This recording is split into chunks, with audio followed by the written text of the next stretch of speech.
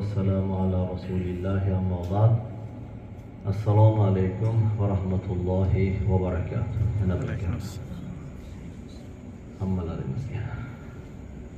Hammalarimiz yaxshimisizlar? Sog' salomatmisizlar? Shu mikrofonni hozir olib qo'yaveraylik, bo'lmasa hammamizga eshitiladi-ku. Keyin odam ko'paysa mikrofon ishlatamiz. Allohning irodasi bilan siz bilan mana shu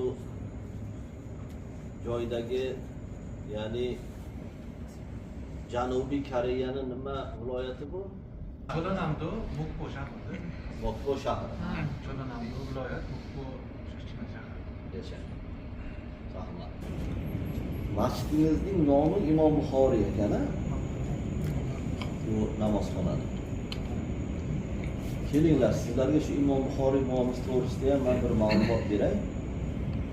Chunki hammasi Allohdan. Shu qanaqadir meni ham hayotiy yo'lim, faoliyatim bevosita shu bobo kalomimizni aytaylik bir ilmiy yo'llar bilan shu zotni nomlar bilan bog'liq joyi ham bor-da. Men shu narsani o'zimni hayotimda tahlil qilib aytyapman. Chunki men Samarqand viloyatining Urgut tumanidanman. Eshitgansizlar-a, Urgut degan joy. Urgutda yaxshi nimalari ham ko'p, faqat odamlarni nimasi bilan eslaydi Urgutda. Urgutda ham ko'p ulug' zotlar o'tgan, ko'p aytaylik o'sha ustozlar, avliyolar, pir ustozlar. Urgut'damisiz? Urgut o'zida. Shevangiz o'zi turibdi. Qayerda? Chorchilarda. Chorchilar, biza endi pasroqda. Chorchilar. Mana bu yashagan joy bir jannat boga mashhurlik o'xshaydi. Shu Chorchilar degan joyimizda Chorchilar degan masjidimiz ham bor. O'sha yerda 1000 yillik chinorlarimiz ham bor. Bizni bog'imizda mahallalar ekan, biza Mo'qul Hojiboy mahalla So'biyondan degan. Xudo rahmatli o'tganlarda o'sha aytmoqchimanki, Toshkentdagi Toshkent Islom institutida o'qidik. 94-yil, 98-yil. Bu Toshkent Islom instituti nomi ham Imom Buxoriy edi. Toshkentda shundan keyin diniy idorada ham xizmat qilamiz, xalqaro aloqalar bo'limida ham Toshkentda bir masjidda xizmat qilamiz. Toshkentni biladiganlar bor-a? Chig'atoy darvoza degan joy bor Toshkentda. Mana shu Chig'atoy darvoza degan joyda bir katta masjid bor. O'sha paytda o'zida bir 10 ming kishilik masjid edi bu. Chig'atoy masjidi deydi. O'sha masjidning nomi ham aslida Imom Buxoriy. Ham shu masjidda imomlik qilganlar. 98-14. Necha yil bo'ladi? 16 yil. Mana yasha. 16 yil ham diniy idorada, ham o'sha masjidda imomlik. Samarqandga xizmatga ketdim. Samarqand viloyat bosh imomi hamda o'sha Imom Buxoriy masjidi bor-ku Samarqanddagi. O'sha Imom Buxoriy hazratlarini marqatlarida u zot dafn etilgan dargohdagi masjidda imom xatib bo'lib xizmat qilganman-da. Shu zot bilan bog'liq qarang. Qayerga xizmat safariga borsak, o'sha joylardagi masjidlar, biz boradigan masjidlarni ham qaysi bir hududga, masalan 3 ta 4 ta masjidga borsak, bittasi nomi Imom Buxoriy bo'ladi-da. Ya Alloh deyman. Bir 4 yil bo'ldi, Vladivostokka bordik-da. Vladivostokda bir masjid bor ekan. Imom Buxoriy ekan.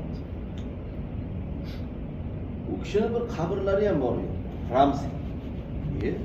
Bu nima qabr desam, shu buxorolik bir odam shu masjidni qurib bergan ekan, homiylik qilib, keyin hazratni o'sha maqbaralaridan bir ozgina tuproq olib kelib, bir havj tuproq olib kelib, shu joyda bir ramziy ma'noda qabr qildirgan.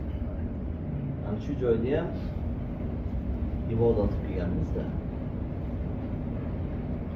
Keyin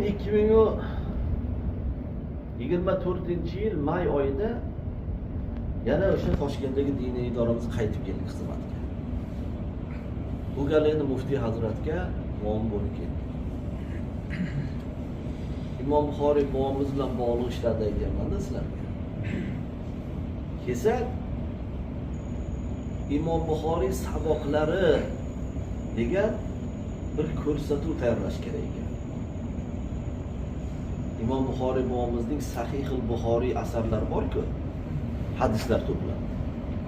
Ana shu Sahihul Buxoriydagi hadislarni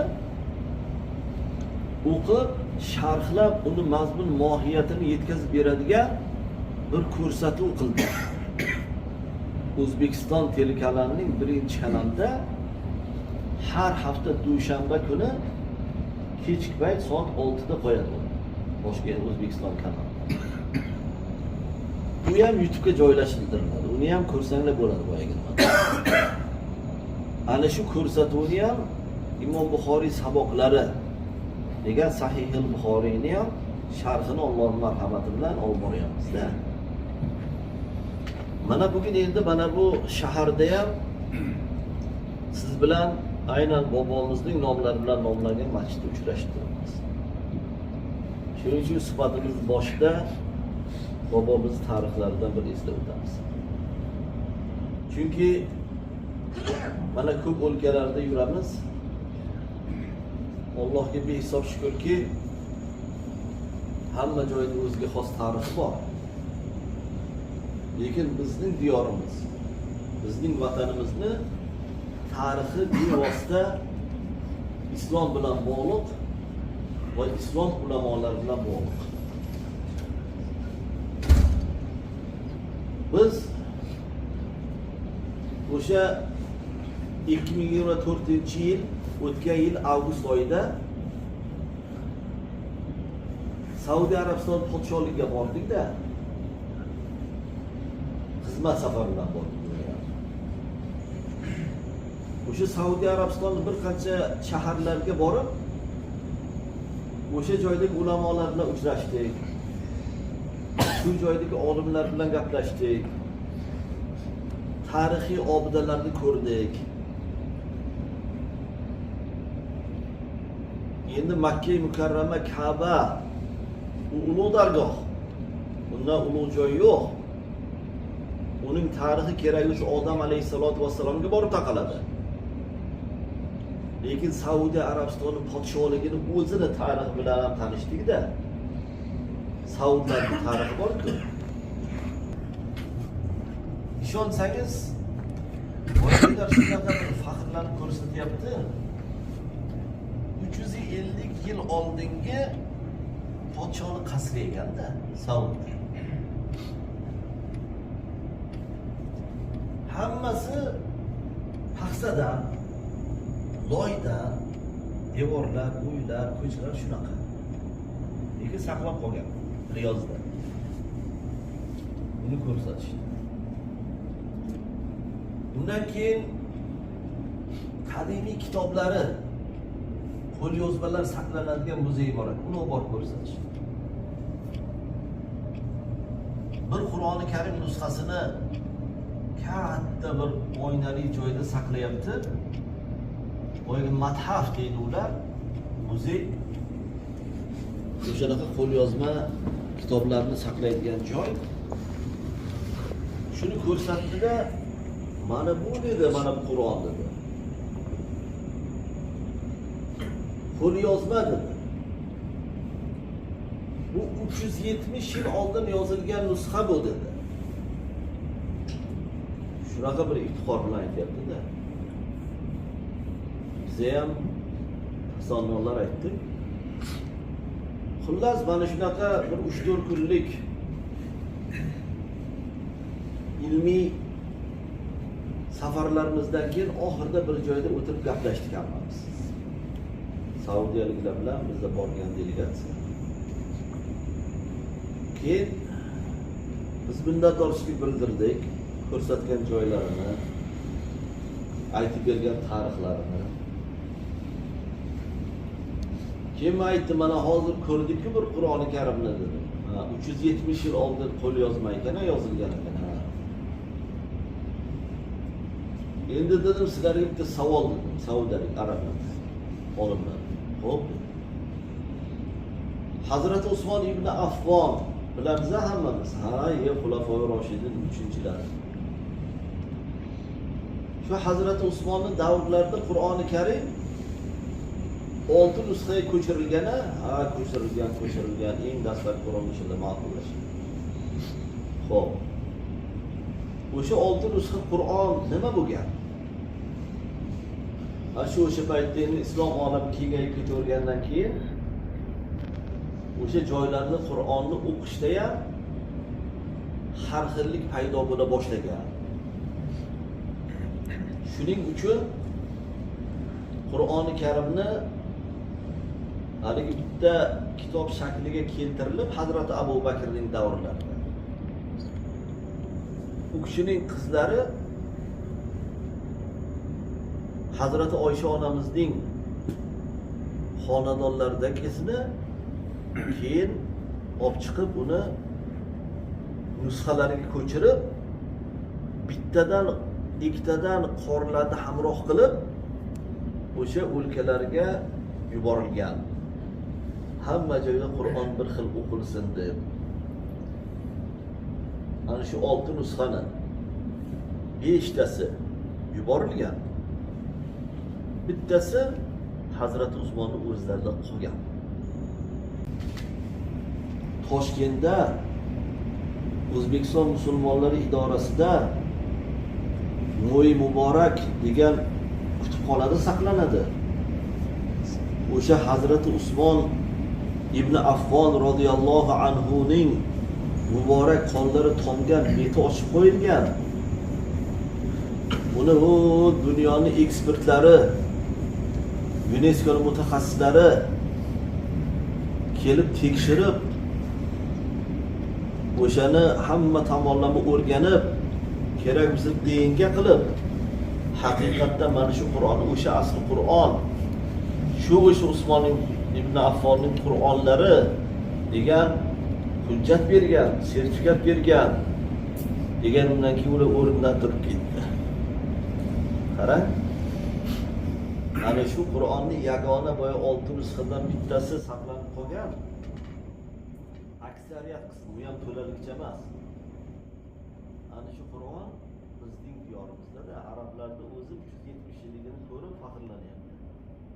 Bizdagisi bu mana hozir 1447-hijriy sana bo'ladigan bo'lsa, 12 yilni olib tashlaydigan bo'lsangiz 1435 yillik Qur'on yo'q. Mana bitta narsani qo'yiladi. Bu Mavron Nahr hozirgi O'zbekistonimiz bilan Hijoz oldingi nom, hozir Saudiya Arabiston podshohligini tarixi bu 50 yil, 60 yil, 100 yillik tarix emas. Bu Hazrat Payg'ambar alayhissalatu vassalamning asri saodatlari bilan bog'liq bir tariximiz bor bizda. Degan ma'lumotlarni berib, ular yana hayron qanday qilib o'ylayapti. Qayerga borganlar, qayerdan qo'ni topganlar? O'zimiz aytib berdik. Husam ibn Abbos Payg'ambarimiz sollallohu alayhi vasallamning Abbos degan amakilarining o'g'illari Rasul akram sollallohu alayhi vasallam hajjatul vado, vidolashuv hajidan kelayotganlarida otlarga mindirib olganlar. Yosh bola o'shadi. Husam ibn Abbos 10 yosh atrofidagi bolacha. Shunda otda mindirib kelayotib, u kishiga nasihat qilganlar. Husam ibn Abbos birinchi bo'lib o'sha hadislarni rivoyat qilganlar. Keyin Rasul akram sallallohu alayhi vasallamga amakivachcha bir tomondan Abbos o'g'illari. Ikkinchi tomondan Rasulimiz sallallohu alayhi vasallamning Maymuna degan ayollarini Ummahatul Mu'minin onamizning singillarining o'g'li bo'ladilar. Lubaba. Huzam ibn Abbosning onalari o'sha kishi bo'ladi. Rasulullohga qayin singil deydimi? Namanganda nima deydi? Xotiningizni singlisi nima deysiz? Ha? Bormi qayin singil? Ana shu qayin singilga o'g'li bo'lgan payg'ambarimiz. Husam ibn Abbos. Keyin Husam ibn Abbosni dunyoga kelib u kishini onalar Lubobatul Kubro deydi, emizayotgan bo'lganlarda Husam emizikli chaqaloq bo'lgan. Shunda onalar tush ko'rar ekan. Va tushlarining ta'rifini so'rashlik uchun payg'ambarning huzurlariga kelar ekan. Ya Rasululloh, men bir tush ko'rdim. Xo'p. Tushimda siz bir nur ekansiz. Xo'p. O'sha nuringizning bir bo'lagi bizning xonadonimizga kirib keldi-da. Xo'p.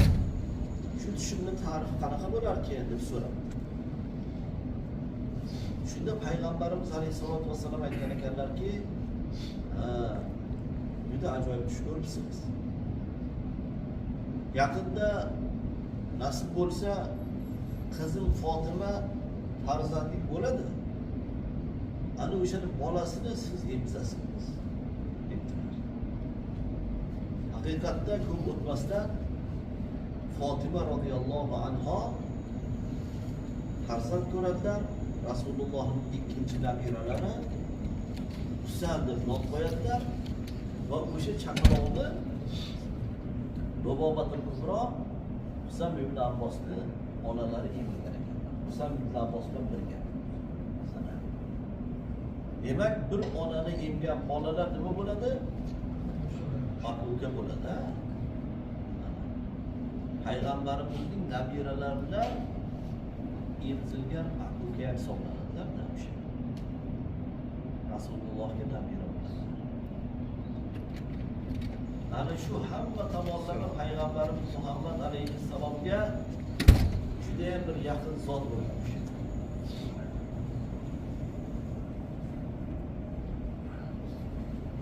Va Rasulimiz sollallohu alayhi va sallam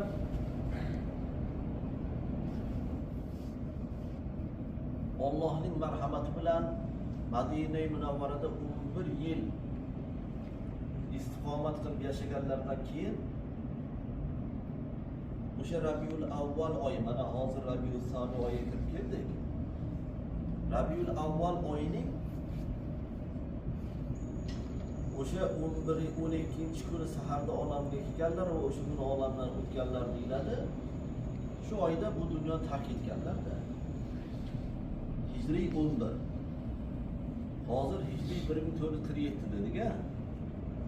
11 da aytsak 1436 bo'ladimi? Bundan 1436 yil oldin Rasul akram sallallohu alayhi va sallam Rafiqul A'loga Allohning huzuriga jo'natilgan. Va Madina-i Munavvara masjidiga tutash bo'lgan hujra-i saodatlarida Oysha onamiz bilan yashagan xonadonlarda olamdan o'tdilar. Keyin ashab-i ikromlar Hazreti Abu Bakr Siddiq radhiyallohu anhu boshchiliklarida Hazreti Umar ibn al-Xattob, Usman ibn Affon, Ali ibn Abu Talib va boshqa ulug' sahobalar endi Rasul akram sallallohu alayhi va sallamni qanday yuvamiz? Kimlar g'usl qildiradi? Qayerga ko'mamiz? Qabrni qanaqa kavlaymiz degan masala ko'tarilgan. Shunda Abu Bakr Siddiq radhiyallohu anhu aytgan ekanlarki, men Rasul akram sallallohu alayhi va sallamni o'zlaridan eshitganman. Alloh taolo payg'ambarini jonini qayerda qabz etgan bo'lsa, ana o'sha joyda dafn etilishligini ham iroda qilgan bo'ladi deb payg'ambarimiz marhamat qilganlar. Abu Bakr Siddiq radhiyallohu anhu mana shu hadisni aytadilar va Rasulullohni o'sha xonadonlarda, o'sha jonlari uzilgan joyda dafn etadigan bo'lishadi.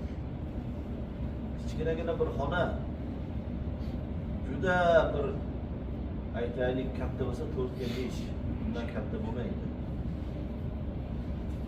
Xo'p, endi kim yuvadi, qanday yuvamiz degan masala ko'tarilganda, yana Hazrat Abu Bakr Siddiq aytadilarki, yaqin qarindoshlar kirsin, mana amakilari Abbos, uni kuyovlari hamda jiyanlar Hazrat Ali va mana bu Husan, yana bir kishini aytadi.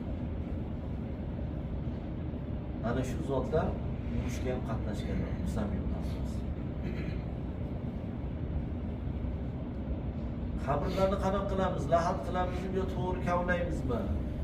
Hazrat Umar ikkita go'rkov bor dedi. Ikkovini ham xabar qilamiz, qaysi birinchi yetib kelsa birinchi o'shanaqa qaziydi. Madina Munavvarada lahad qilib kavlaydigan go'rkov bor ekan, to'g'ri chuqur qilib qaziydigan go'rkov bor ekan. Ikkoviga ham xabar qiladilar, lahad qiladigan birinchi yetib keldi. Bo'ldi dedilar, lahad qilamiz. Ana o'sha joyda lahad qilib va Hazrat Payg'ambarimiz Muhammad alayhi salatu vassalamni o'sha lahadga qo'yib, dafn qilib chiqayotganlarda bir sahoba ikromlar shu Payg'ambar alayhi salatu vassalamni yana bir oxirgi marta bo'lsa ham ko'rib qolay deb uzuklarini tashlarkan. Uzugim bahonasiga tushaman, bir yana ko'rib xayrlashib qo'yaman. Husan ibn Abbos yuqorida aytganimdek yosh bolada, 11 yosh. Boy uzuk tushgan, ketgan, sakrab tushayotganlarda uzungizdan olib beraman deb Payg'ambar alayhisolatu vassalamni yana oxirgi marotaba ko'rgan. Ana shu kishi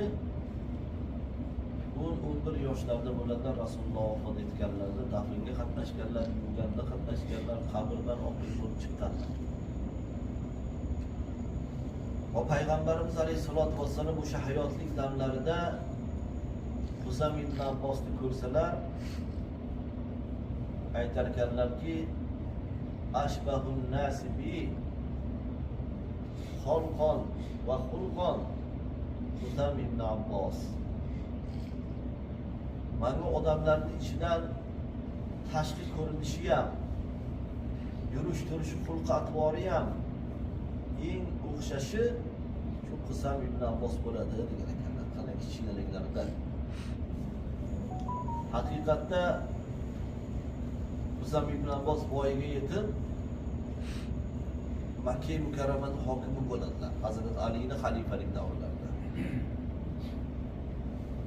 Payg'ambar alayhisolatu vassalam al-xilafatu ba'di 30 aman degan hadislar bor. Undan keyin 30 yil xalifalik bo'ladi deganlar. Ana shu oxirgi 28-yilida Hazrat Alining xalifalik davrlari bo'ladi.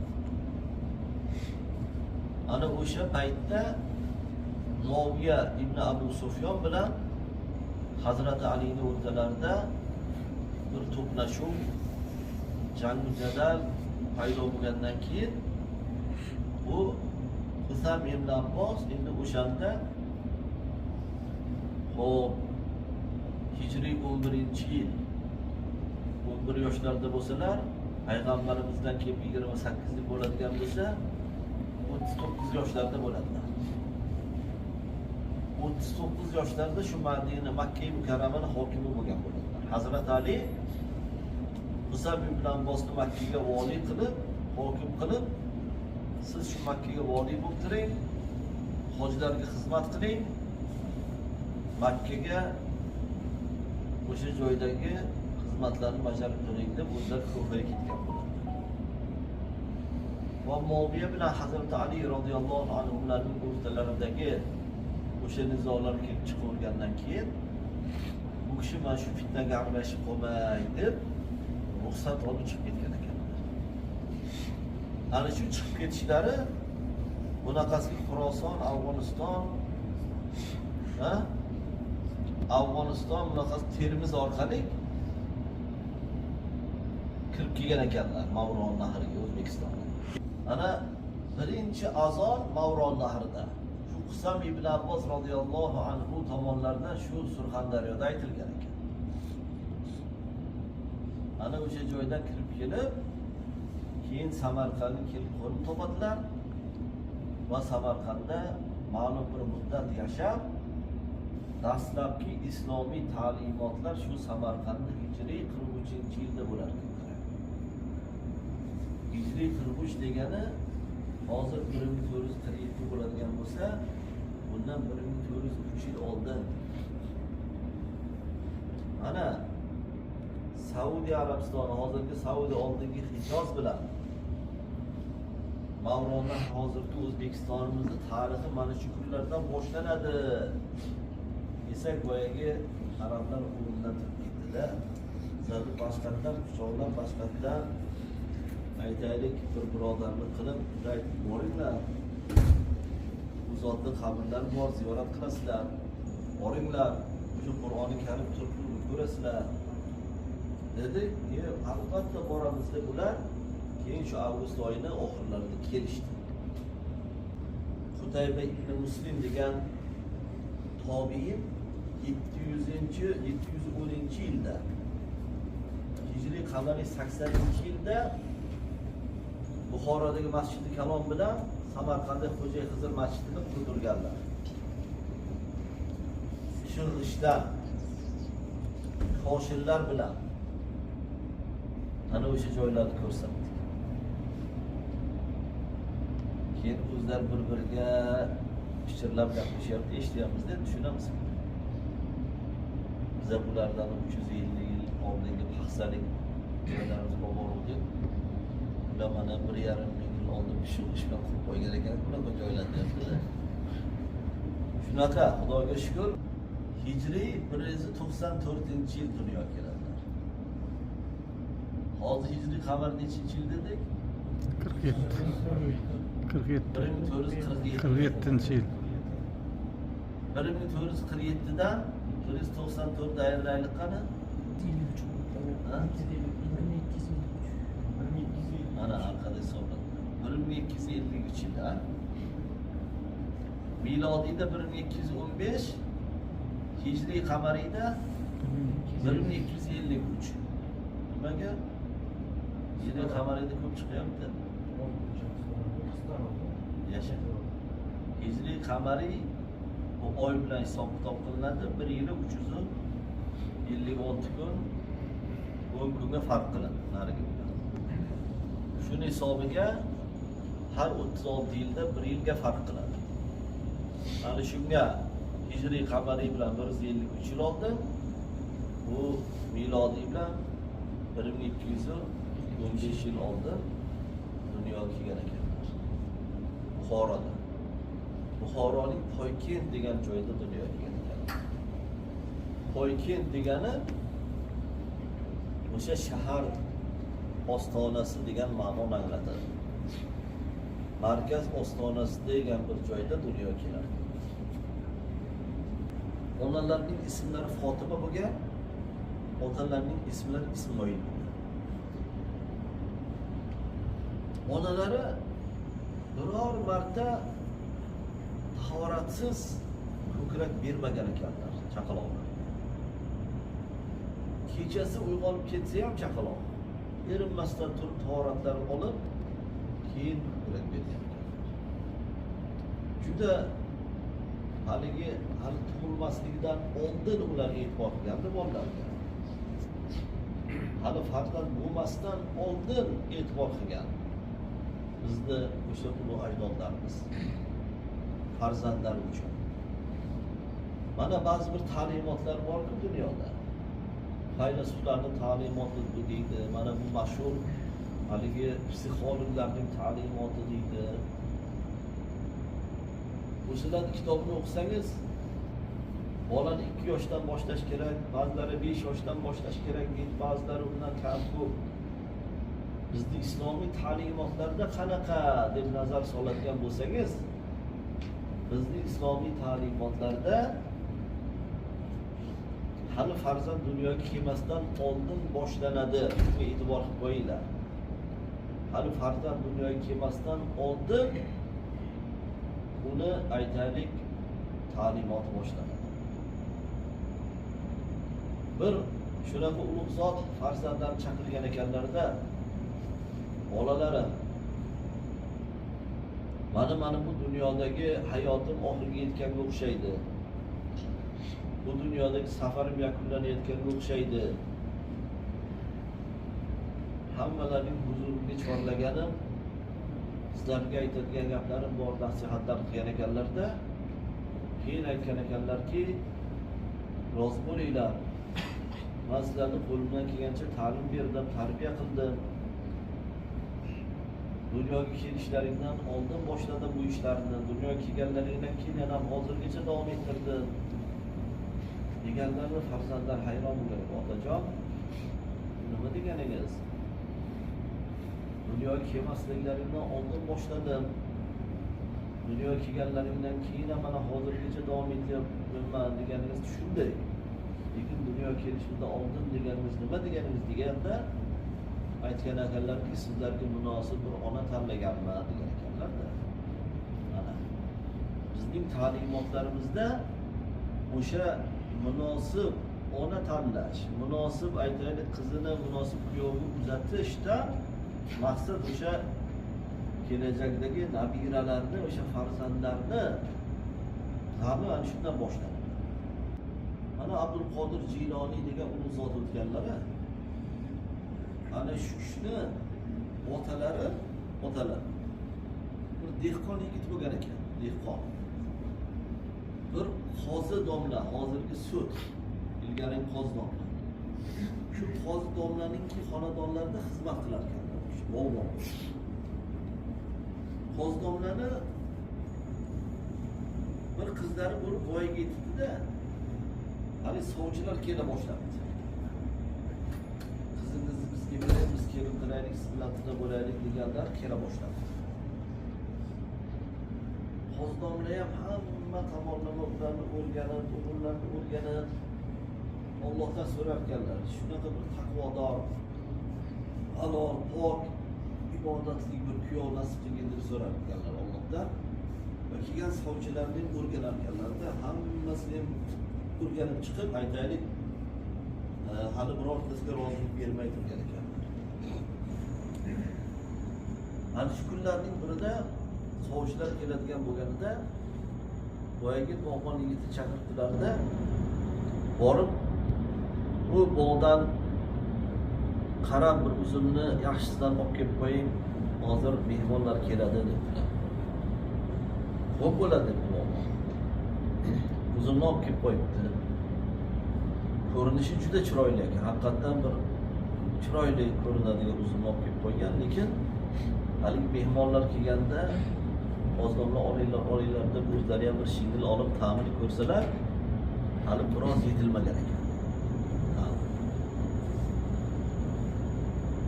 Keyin mehmonlar ketgandan keyin bog'bon yigitni chaqirdilar. O'y baraka topkir, bu yerga keling, navbat. Men sizga nima degandim? Xo'p, shu borib bog'dan bir qarab, yaxshi bir uzumni olib keling deb aytuvdimmi? Ha, aytuvdingiz. Nega bu uzumingizni ta'mi nordon? Shunaqa, ha. Kechirasiz deb qo'ying.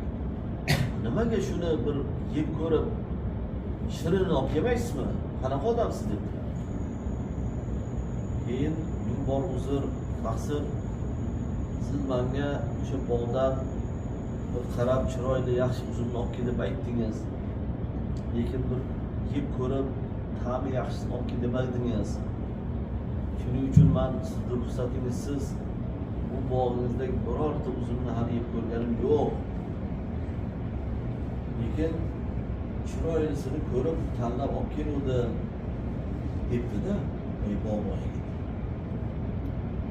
Qo'zg'olni shuni shu yigit shu gapdan ta'sirlanib ketib, ey Alloh, kuyovim oldimda ekan-ku, sandan so'raganim shu yerda ekan-ku deb qizlarni keyin shu yerga ko'tarib bergan. Hammasi yaxshimi? Yaxshi. Qizimizni bir nuqsoni yo'q ekanmi? Yo'q. Nega bo'lmasa bir munosabat bo'lmayapsizlar deb so'radi. Keyin ming bor uzr. Endi so'raganingiz uchun men aytishga majburman. To'g'ri tushunasiz degan umidim bor. Ha, mayli ayting, to'g'ri tushunamiz. Endi hazratim o'zlari shunaqa bir mas'uliyatli vazifadalar. Hozirda endi odamlar o'rtasiga chiqarishadi. Xo'p. Mas'uliyatli vazifalar juda ham nozik. Xo'p. Ana shu jarayonda aytaylik oilangiz ta'minotini qilgansiz, ha. Mabodo bir zarracha kichkina ko'zi ko'rmaydigan bir nimadir luqma bu ojizangizga o'tib qolgan bo'lsa, men shuni bir hadisda eshitganman, kimiki 40 kun shu zavjasi luqmasiga e'tibor qilsa, o'sha tanadagi aytaylik ba'zi bir illatlar tanani tark etib chiqib ketadi, keyin u poklanadi, keyin undan ko'radigan dunyoga keladigan farzand haqiqiy bir solih farzand bo'ladi degan ta'limotni eshitganman. Shuning uchun o'zimni ham, bu ayolimni ham o'shanga tayyorlayapman degan ekanlar. Qarang. Maşallah. Ana shu kishidan keyin Abdul Qodir Jiloniy dunyoga kelganlarda ko'rdingizmi? Bizning ta'limotimiz shu. Ota-ona farzandini o'ylab o'zi halol pok bo'lishi kerak-da. O'zi halol pok bo'lsa, o'zi aytaylik birovlarni norozi qilmasa, o'zi birovlarning haqqiga xiyonat qilmasa, o'zi boshqalarning qalbini og'ritmasa, qarg'ishga qolmasa, ana o'shanda inshaalloh keyin farzandlari haqiqiy bir shunaqa solih, yaxshi farzand bo'ladi degan ta'limot bu bizning ta'limotimiz. Ana Imom Buxoriy hazratlarining otalari ham, onalari ham shunga qattiq rioya qilishgan. Otalari vafot etayotganlarida aytgan ekanlar, sakaratul mavtda. To'g'ri, men ko'p tijorat qildim. Yerlarim bor, bog'larim bor, dehqonchiligim bor. Lekin mana shu topganimda biror bir tiyin shubhali narsa borligini bilmayman degan ekanlar. Sakaratul mavtda o'lim to'shagida yotganda odam to'g'risini gapiradi. O'sha payt shu gapni aytgan ekan. Ana Imom Buxoriy hazratlari shu sakaratul mavtda otalari Ismoil boy yotganlarida o'lim to'shagida ayollari chaqirgan ekanlar. Mana oxiratdagi rihlatim yaqinlashganga o'xshaydi. Mana ikkita farzandimizni siz juda ham ardog'lang. Ularni ta'lim tarbiyasi bilan shug'ullaning. Ular ilm olishi uchun qo'lingizdan kelgan hamma xizmatni qiling deb ayollarga vasiyat qilgan. Ana shu sadoqat bilan ikkita o'g'illarini ta'lim tarbiyasiga juda ham katta e'tibor qaratgan. O'zlari sahar ustozga olib borarkanlar, o'sha yerda o'tirarkanlar. Mana Buxoroda Abu Hafs Kabir ta'limni o'sha otalardan olgan bo'lsalar, keyinchalik otalar olamdan o'tgandan keyin o'sha Abu Hafs Kabirdan olgan ekanlar. Va Abu Hafs Kabir aytgan ekanlar, mana bu fiqh yo'nalishi bo'yicha ketdim. Shu bola bo'ladigan bola. Shu bolani shu hadis yo'nalishida tarbiyalash kerak deb birinchi tavsiyani Abu Hafs Kabir bergan ekanlar. Nimaga degan savol paydo bo'ladi. Nimaga? Ana Burhoniddin Marg'iloniy hazratlari dediga, Marg'ilondan. yoki o'sha Said Ahmad Kosoniy Namangan Kosonida,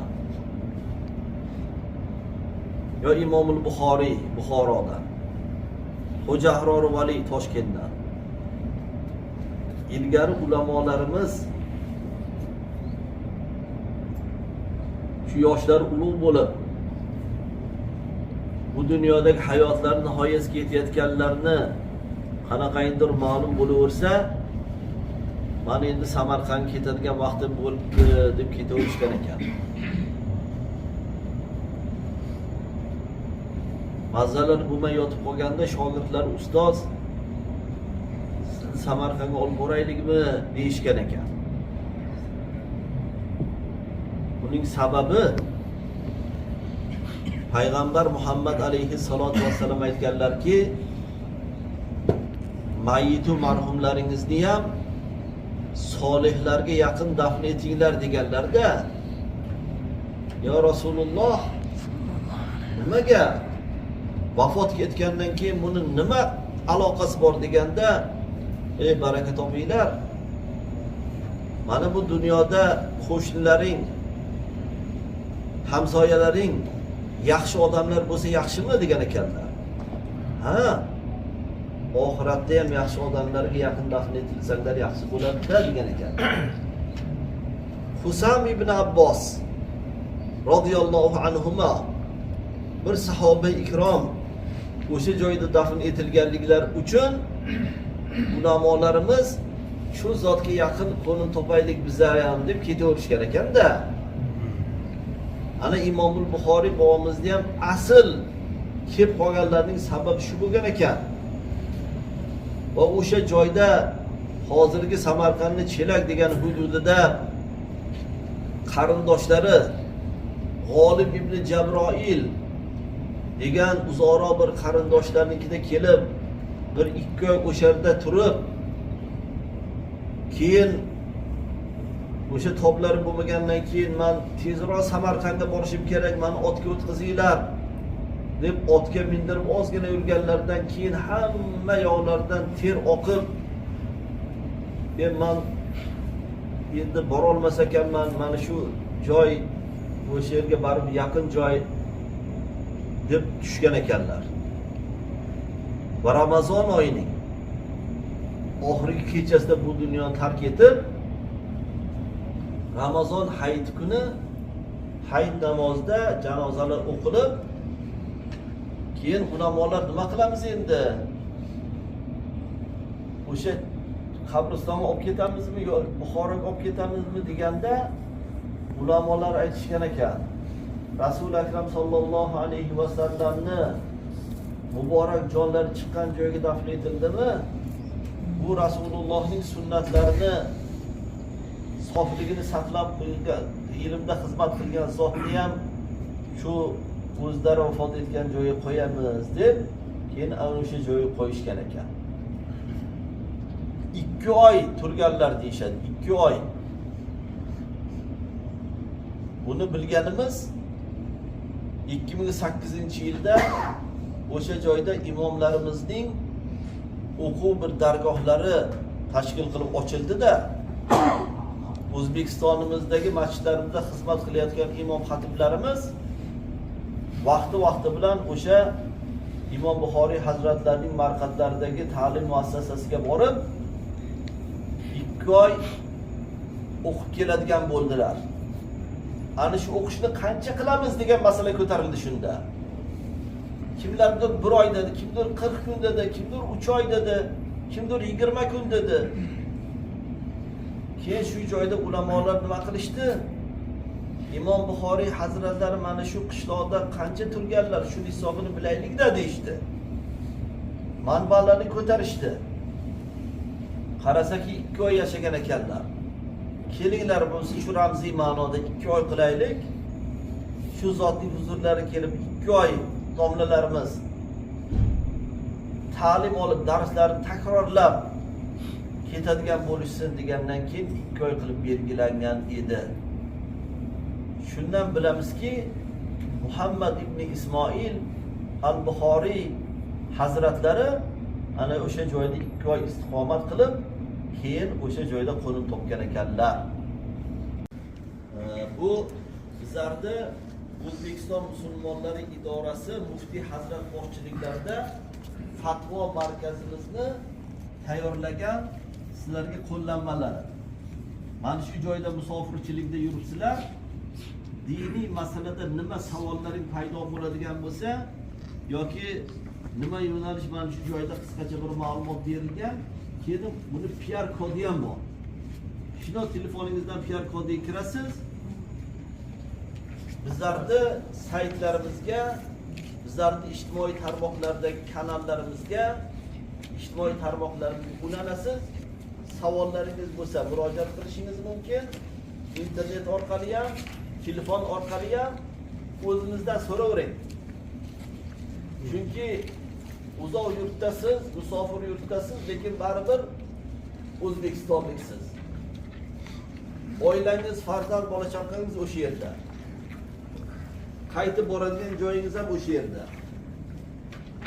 Allohga shukrki, bu O'zbekistonimizda ulamolari, yuqorida aytganimizdek, Imom Buxoriy bobolarimizni izdoshlari Hanafiy mazhab, bugungi kundagi fatvo hay'atimiz hammasi alhamdulillahki sof diniy ta'limotlarimizni yurg'izamiz. Endi hamma joyniki o'ziga xosda. Ulamolar aytganlarki, qaysi bir mazhab keng tarqalgan bo'lsa, qaysi bir yurtda o'sha mazhabni rioya qilishlik vojib deganlar. Bizning yurtimizda Allohga shukrki, Hanafiy mazhab keng tarqalgan. Mana o'sha Hanafiy mazhab bo'yicha namoz o'qiymiz-a? Qarang. Mana hozir azon aytilgandan keyin xuftanning farzini o'qiymiz. Farzdan keyin 2 rakat sunnatini o'qiymiz. Undan keyin vitr vojibini o'qiymiz.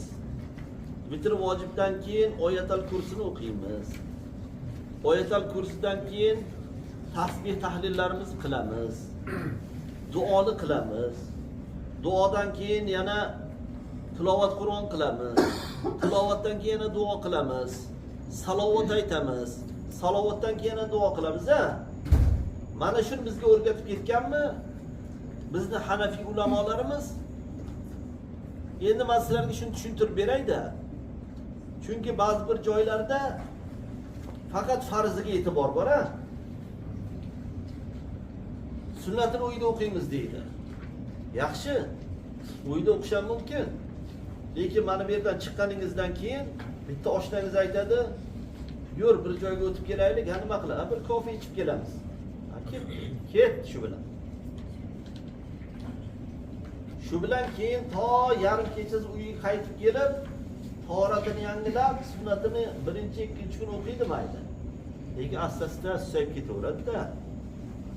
Shuning uchun ulamolarimiz bir joyda buni hammasini bajarib ketinglar, o'zlaringa yaxshi bo'ladi deb tavsiya qilganlar. Sunnat namoziga ba'zi bir joylarda e'tibor yo'q. Bu nima degani? Alloh subhanahu va taolo kalomida aytgan. Ati'ulloha va ati'ur rasul degan, Allohga itoat qilinglar, payg'ambarga itoat etinglar. Va ma atakumur rasul fakhuzu. Payg'ambaringiz nimani keltirgan bo'lsa shuni olinglar degan. Qul in kuntum tuhibbunalloha fattabi'uni yuhibbukumulloh. Ayting ey payg'ambarim, agar siz Allohni yaxshi ko'rsanglar, menga ergashinglar, Alloh sizlarni yaxshi ko'radi deb ayting. Ummatingiz sizga ergashsin degani. Ummatingiz sizga ergashsin degani, sizni sunnatlaringizni amalga oshirsin degani. Sunnat namozi shu uchun bizni ulamolarimiz mahkam ushlashgan. Qolaversa bitr vojib, bu ham vojib amal. Keyin namozdan keyin, ha? Namozdan keyin oyatal kursini o'qiymizmi? Payg'ambarimiz aytganlarki, kimiki 5 mahal namozdan keyin oyatal kursini o'qib yursa, o'ziga shu amalni lozim tutsa, u bilan jannatning o'rtasini faqat o'lim to'sib turadi deganlar. Nima degani? Vafot etgandan keyin jannatiy bo'ladi degani bu. vafot etgan bilan to'g'ri jannatga kiradi degani. Buni ham ba'zi bir odamlar noto'g'ri tushunib, domla, axir jannat qiyomatdan keyin bo'lmaydimi? Jannat hisob kitob qilgandan keyin bo'lmaydimi?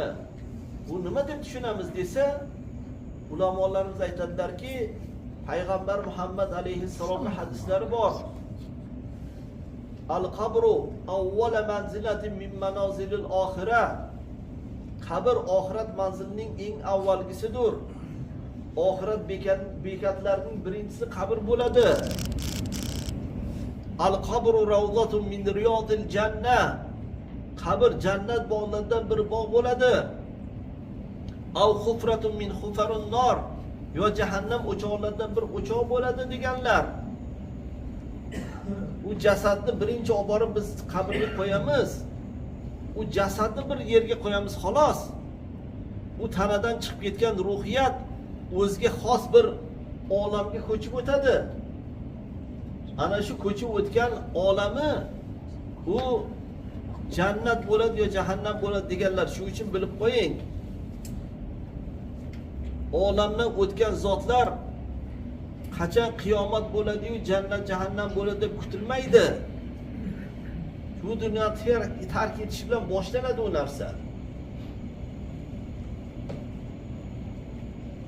Ana ulamolarimiz aytganlarki, 5 mahal namozdan keyin oyatal kursiyni o'qishligini odat qilganlarga jannat bilan ularning o'rtasida faqat o'lim to'sib turibdi, xolos. Bu degan olamdan o'tarkan jannatiy bo'ladi degan. Kimga kerak emas bu amal?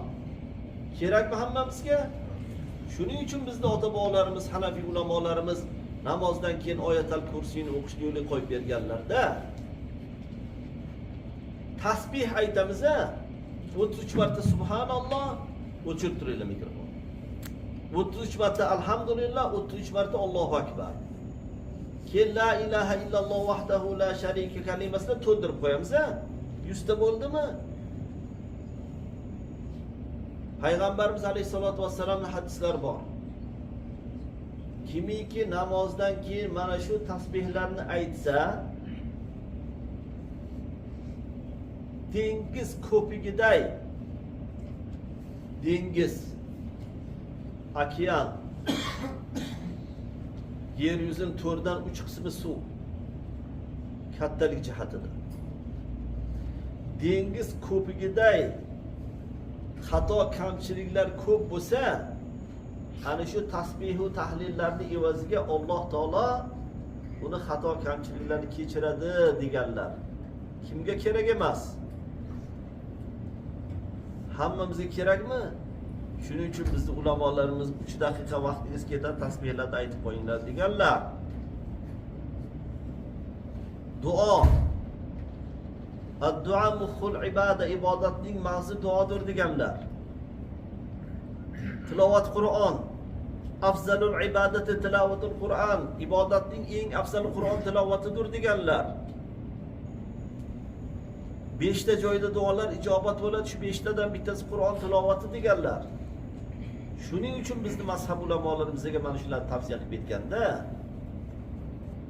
shuning uchun sizlardan hammalaringizdan iltimos, mana shu musofirchilikda yurgan bo'lsanglar ham o'zimizning ulamolarimizning etaklarini mahkam ushlanglar.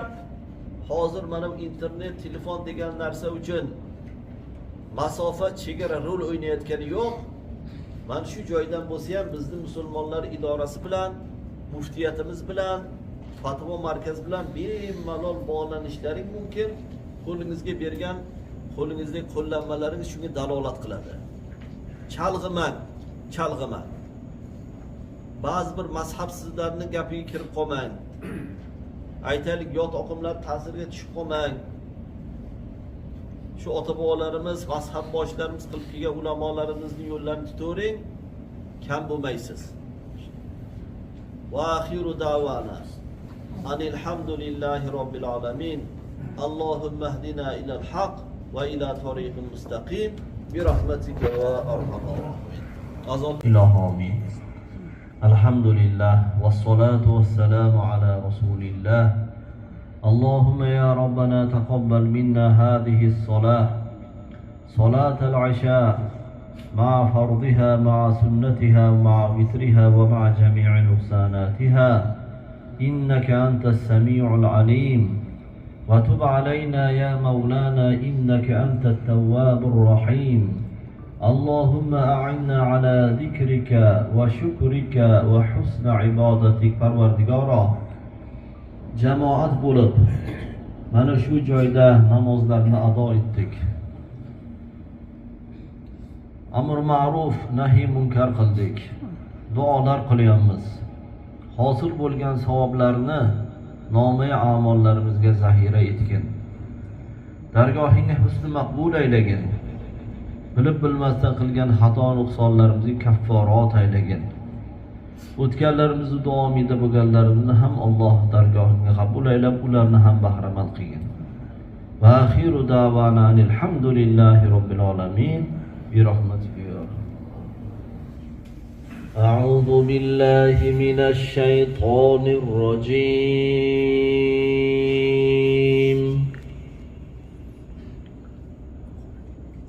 بسم الله الرحمن الرحيم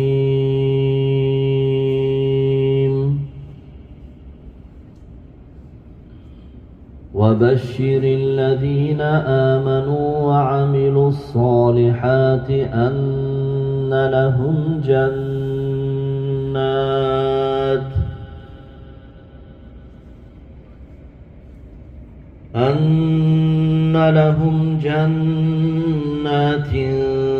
تجري من تحتها الأنهار كلما رزقوا منها من ثمرة رزقا قالوا هذا الذي رزقنا من قبل وأتوا به متشابها ولهم فيها أزواج مطهرة وهم فيها خالدون صدق الله العظيم سبحان ربك رب العزة عما يصفون وسلام على المرسلين والحمد لله رب العالمين إله آمين الحمد لله والصلاة والسلام على رسول الله اللهم نور قلوبنا وعقولنا بنور القرآن الكريم وثبت أقدامنا تحت رعاية القرآن الكريم اللهم ارزقنا علما نافعا وعملا صالحا ودعاء مستجابا ورزقا حلالا طيبا اللهم بارك لنا فيما أعطيتنا وفيما رزقتنا يا رب العالمين اللهم بلغ ثواب ما قرأنا ونور ما تلونا هدية واصلة إلى روح نبينا وسيدنا محمد عليه الصلاة والسلام وإلى جميع أرواح آبائنا وأمهاتنا ولمن حق علينا بفضلك الكريم Parvardigoro ibodatlarni ado etib kalomi sharifingni tilovatini qilib duolar qilyapmiz. Duolarimizni ijobat qilgin. Parvardigoro o'zingdan iltijolar qilib so'raymiz. Hammalarimizni, ana shu joyda omin deb turganlarimizni, bu omin deb turganlarimizning ahli oilalarimizni, yoru birodarlarimizni, hamyurtlarimizni, xususan mana bu o'lka, mana bu diyor aholisini ham hammamizni o'zing hidoyat qilgin. Hidoyatingni adashtirmagin. Allohim barakali umr bergin. Mana shu barakali umrimizni o'zing rozi bo'ladigan amallar bilan hayot kechirishimizni nasib etgin. Oxirat saodatga muyassar qilgin. Payg'ambarimiz Muhammad alayhi salatu vasallamning shafoatlariga dohil qilgin. Alal oqibat Hazrati Muhammad alayhissalatu vassalam boshchiliklarida u zot va barakotning shafoatlari bilan huzuringda hozir bo'lganimizda o'zing hammamizdan rozi bo'lgin va bizlarni ham o'zingdan rozi qilgin.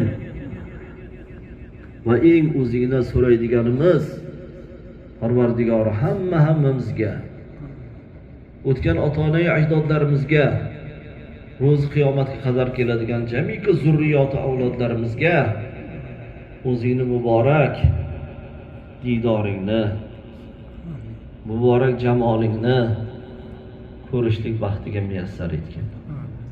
Robbana atina fid dunya hasana va fil oxirati hasanatan va qina azobannar. Mana bu uzoq joylarda, mana bu joylarda o'zlarini bir rizq nasibalarini yig'ib terib yurgan, bu joyda mehnat qilayotgan, xizmat qilayotgan barcha bu yurtdoshlarimizni topganlariga baraka bergin. Umrlariga, rizq nasiblariga baraka bergin. To'g'ri yo'lingni adashtirmagin. Va sog' salomat yana vatanga, oila farzand bola chaqaniga boshiga borib, ularga boshqosh, duogo'y, maslahatgo'y bo'lib, pir badavlat bo'lishdan Alloh nasib etgin. Mana bu masjidni bino qilganlar, bu joyda xizmat qilayotgan imom domlamiz va bu joyni obod qilib turgan barcha azizlarimiz, xususan mana Azimjon birodarimizga o'xshagan hissasi qo'shayotgan barcha azizlarimiz ham Alloh qilayotgan xizmatlarni ajri mukofotini o'zing mukammal qilib bergin. Butun dunyoga tinchlik, osoyishtalik bergin.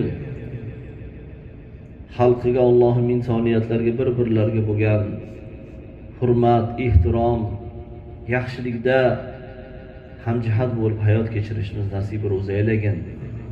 Butun dunyoga tinchlik, osoyishtalik ne'matingni bardavom aylagin. Xususan mana bu diyorlardagi tinchlik, osoyishtalikni ham bardavom qilgin va bizni jonajon vatanimiz O'zbekistonimizdagi tinchligimizni, osoyishtaligimizni, fayz barakamizni yanada ziyoda bo'lishini o'zing nasib ro'za aylagin.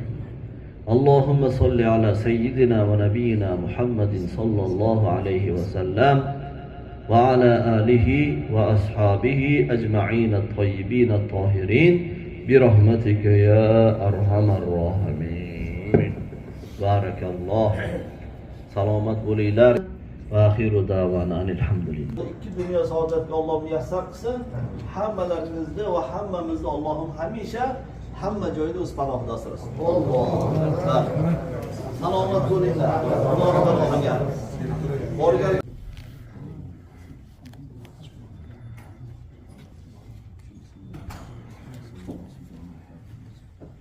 Alloh taoloning mahbub bandalaridan bo'lsin. Ko'zlariga, salomat bo'linglar. Rahmat. Yaxshi kunlarda ko'rishamiz. Rahmat.